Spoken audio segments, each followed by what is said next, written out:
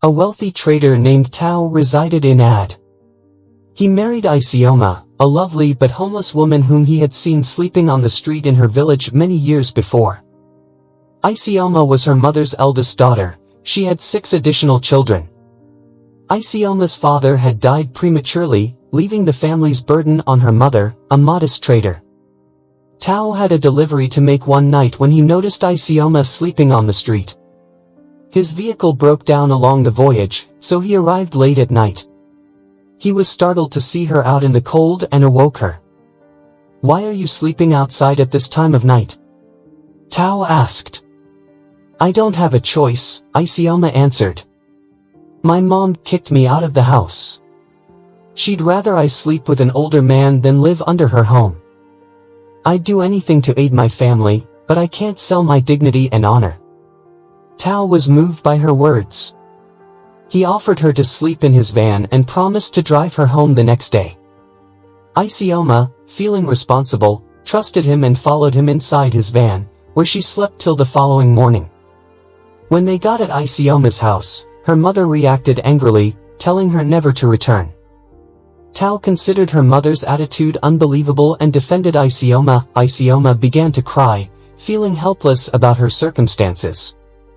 Tao invited her to accompany him to the town where he lived, and she happily accepted. Tao was well known across the town for his charity. He would stop his van at each intersection to donate money to the less fortunate. Isioma was astounded by his kindness. When they got at Tao's house, Isioma noticed that it was a modern mansion unlike any other she had seen. Tao observed that Isioma lacked clothing, so he accompanied her to a boutique to purchase new clothes and shoes. He then took her to a hairstylist to have her hair and nails done. Isioma felt like a princess, and Tao was happy with her metamorphosis. Tao went to the market for business the following day, leaving Isioma at home. When he arrived in the evening, he was surprised to find the house clean and dinner ready. Isioma greeted him kindly and served food. He was impressed by her hospitality and grateful for having her in his life. What surprised him was finding Shama preparing breakfast. She wore a skimpy dress that highlighted her form, immediately captivating Tao. "Hey, thanks a lot for yesterday," she said. "My name is Isioma, and I remember you told me your name is Tao," she went on to say. "Yes, my name is Tai," he responded. "You're a very good cook and housekeeper," Tai commended. "Okay, thank you, Mr. Tao. My mother taught me a few delicacies." Isioma answered, "I was worried you wouldn't like the food." "Oh, no. In fact, it is my favorite dinner whenever I visit your village. And please call me Tai." Tai said, "I'm not married yet. You're kind, attractive, and wealthy." Isioma flirted, "Any woman would want to have a man like you. Are you serious? What say you? For a man like me, did you have to die?" Tai made a joke. His question was met with laughter by Isioma, who ordered him to wait in the dining room while she fixed him breakfast. But the image of her cleavage would not leave his head. Her body type took over his mind. Tai lay on the bed that night and gave some serious thinking. Because Isioma was attractive and wealthy, he could be able to marry her. Tai asked Isioma whether she would like to be his wife the following morning. She said yes right away, without hesitation. Tai's place was like heaven on earth compared to where she was coming from. Tai made the decision to feed Isioma dinner in his bedroom that evening. He forgot who he was and went to bed with her the instant he saw her. When he realized she was a vision, his love for her grew. Tai did everything in his power to ensure Isioma had everything she needed and that she was content. A few months on, Isioma discovered she was expecting a child.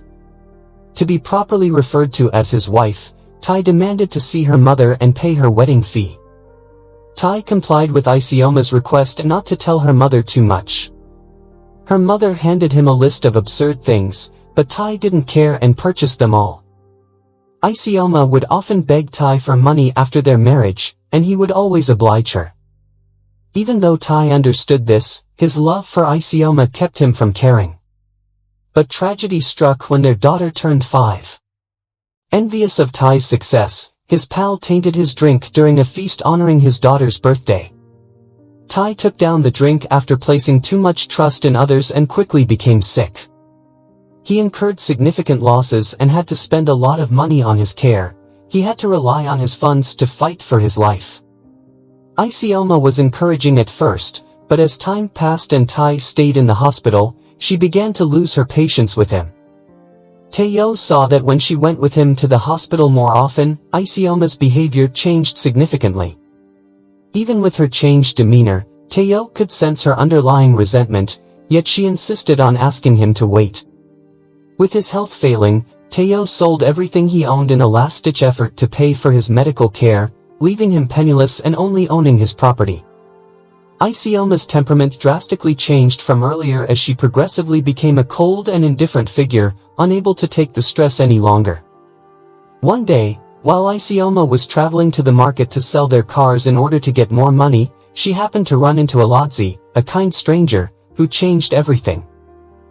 At first apprehensive, Isioma agreed to his help, taking comfort in his kindness in the midst of her marital upheaval. Isioma was forced to re-evaluate her alternatives by Alodzi's extravagant displays and opulent stature, especially in view of her family's financial difficulties.